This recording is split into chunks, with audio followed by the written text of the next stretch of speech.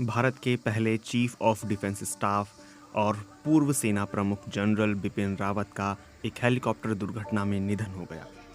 बुधवार को तमिलनाडु के कुन्नूर में जनरल रावत और उनकी पत्नी समेत कुल 13 लोगों की मौत हो गई। भारतीय वायुसेना ने बताया कि इस हेलीकॉप्टर में कुल 14 लोग सवार थे, जिनमें से 13 की मौत हो गई।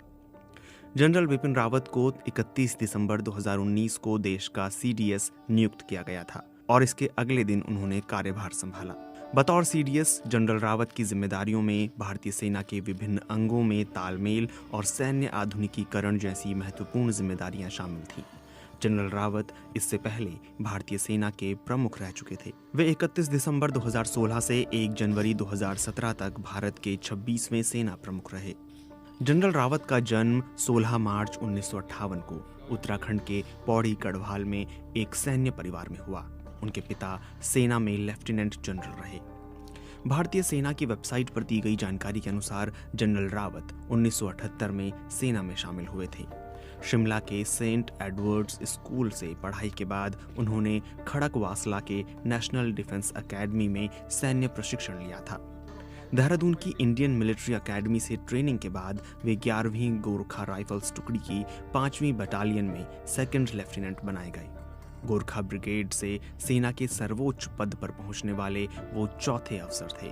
4 दशक से भी लंबे सैन्य जीवन में जनरल रावत को सेना में बहादुरी और योगदान के लिए परम विशिष्ट सेवा मेडल, उत्तम युद्ध सेवा मेडल, अति विशिष्ट सेवा मेडल, युद्ध सेवा मेडल, सेना मेडल और विशिष्ट सेवा मेडल के अलावा और भी कई प्रशस्तियों से सम्मानित किया गया।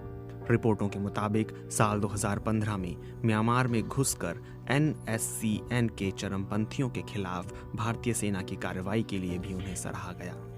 2018 के बालाकोट हमले में भी उनकी भूमिका बताई गई। उन्होंने भारत के पूर्व में चीन के साथ लाइन ऑफ एक्चुअल कंट्रोल यानी LAC पर तैनात एक इन्फेंट्री बटालियन के अलावा कश्मीर घाटी में एक राष्ट्रीय राइफल सेक्टर की कमान संभाली। इसके अलावा रिपब्लिक ऑफ कांगो में उन्होंने विभिन्न देशों के सैनिकों की एक ब्रिगेड की भी कमान संभाली।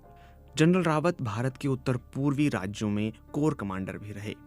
General Rawat defence services staff college, Wellington, Tamil Nadu और command and general staff course of Leavenworth, America से ग्रेजुएट थे। उन्होंने राष्ट्रीय सुरक्षा और मिलिट्री लीडरशिप पर कई लेख लिखे।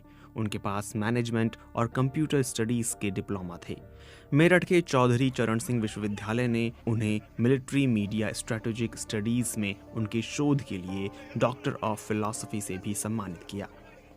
थल सेना प्रमुख रहते हुए जनरल बिपिन रावत के कई बयान खासे चर्चा में रहे। जनरल रावत ने साल 2019 के दिसंबर में नागरिकता संशोधन कानून CAA और नागरिकता रजिस्टर को लेकर एक बयान दिया था, जिसका काफी विरोध किया गया था। जनरल रावत ने कहा था, जैसा कि हम देख रहे हैं कि कई विश्वविद्यालय और कॉलेज के छात्र हजारों की संख्या में भीड़ का नेतृत्व कर रहे हैं, जो हमारे शहरों में हिंसा और आगजनी कर रहे हैं। ये नेतृत्व नहीं है। नेता वो होता है जो आपको सही दिशा में ले जाता है और सही सलाह देता है। बयान का विरोध होने के बाद उन्हें कहना पड़ा था कि सेना राजनीति से दूर रहती है। सेना का काम है जो सरकार है उसके आदेश के अनुसार काम करना। 2019 के सितंबर में कश्मीर को लेकर उन्होंने कहा था कि कश्मीर में संचार व्यवस्था दुरुस्त है, सभी टेलीफोन लाइनें काम कर रही हैं और लोगों को कोई परेशानी नहीं है। 2018 के जून में कश्मीर में मानवाधिकारों के हनन की संयुक्त राष्ट्र की रिपोर्ट की आलोचना करते हुए उन्होंने कहा था, मुझे नहीं लगता कि हमें इस रिपोर्ट को गंभीरता से लेना चाहिए। इनमें से कई रिपोर्ट दुर्भावना से प्रेरित होती हैं। मानवाधिकारों को लेकर भारतीय सेना का रिकॉर्ड काफी बेहतर है। इससे पहले जनरल बिपिन रावत ने सेनाधिकारी लितुल गोगोई का बचाव किया था, जिन पर कश्मीर में तैनाती के दौरान एक व्यक्ति को जीप से बांधकर घुमाने का आरोप था।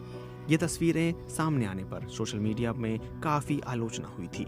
BSF के एक जवान तेज बहादुर यादव ने सोशल मीडिया पर एक पोस्ट डालकर सैनिकों को खराब खाना दिए जाने की शिकायत की थी। इसके बाद जनरल रावत ने कहा था कि जवानों को सोशल मीडिया के इस्तेमाल